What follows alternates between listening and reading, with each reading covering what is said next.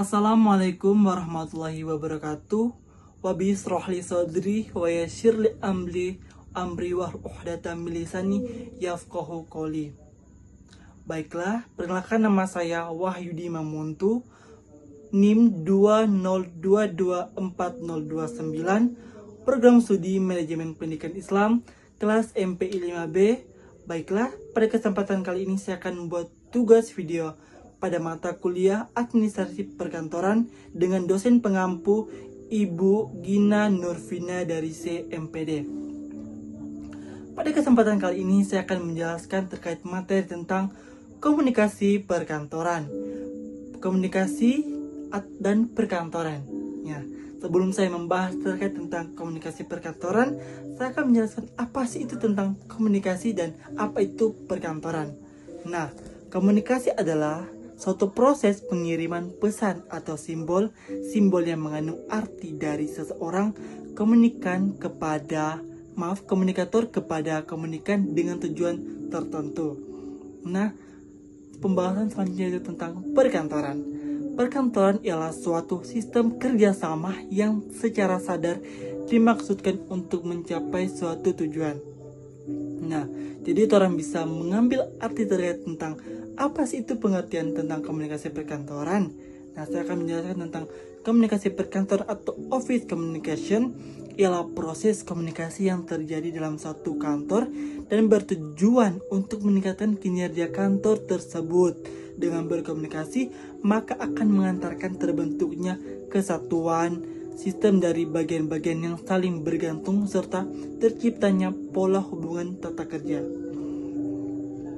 Selanjutnya, mengapa sih kita harus berkomunikasi di perkantoran?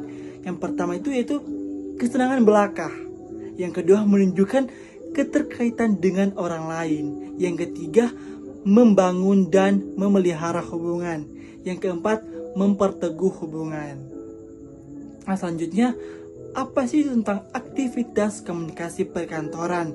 Aktivitas komunikasi perkantoran itu pertama ada komunikasi formal, itu selanjutnya komunikasi non formal, dan yang ketiga komunikasi primer, dan yang keempat komunikasi sekunder, yang kelima komunikasi internal, yang keenam komunikasi eksternal. Jadi saya akan menjelaskan tentang komunikasi formal.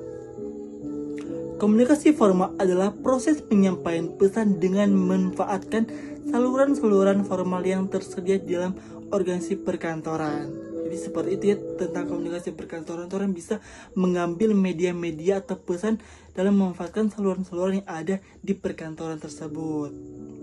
Baru ciri-ciri komunikasi formal. Itu ciri-ciri komunikasi formal, arus komunikasi ke bawah lebih banyak daripada arus ke atas. Nah, selanjutnya komunikasi non formal. Komunikasi non formal adalah proses penyampaian pesan dan penerimaan pesan yang berlangsung secara tidak resmi dan tidak terikat saluran birokrasi formal yang tersedia dalam organisasi perkantoran. Selanjutnya, ciri komunikasi non formal itu ada muncul karena saluran formal yang tersedia terhambat. Yang selanjutnya lebih banyak berupa lisan, dan ketiga penyebaran pesan sulit dikendalikan. Selanjutnya komunikasi primer. Komunikasi primer adalah proses komunikasi yang dimana seorang komunikator yang menyampaikan pesan secara langsung kepada komunikan tanpa menggunakan suatu media, itu bentuk media gambar dan lain sebagainya. Terus saya akan menjelaskan tentang komunikasi sekunder. Komunikasi sekunder adalah semua proses penyampaian pesan oleh komunikator kepada komunikan dengan menggunakan media.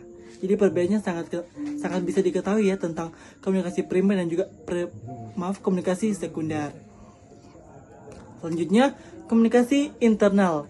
Komunikasi internal adalah proses komunikasi yang terjadi dalam kantor dan hanya melibatkan orang-orang yang menjadi bagian internal suatu organisasi internal tersebut. Dan selanjutnya komunikasi eksternal. Komunikasi eksternal adalah proses komunikasi antara sebuah organisasi dengan pihak-pihak di luar organisasi. Ya, itulah terkait tentang bagaimana kita bisa berkomunikasi di perkantoran. Ya, kalian bisa lihat tadi ada beberapa yang harus orang ketahui dalam menyampaikan suatu komunikasi dalam perkantoran.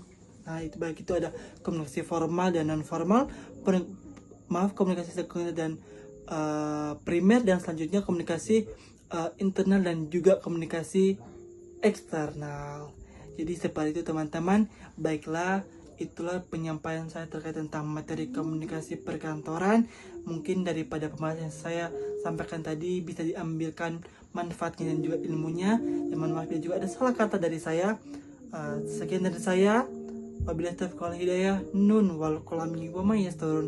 Wassalamualaikum warahmatullahi wabarakatuh. Terima kasih guys.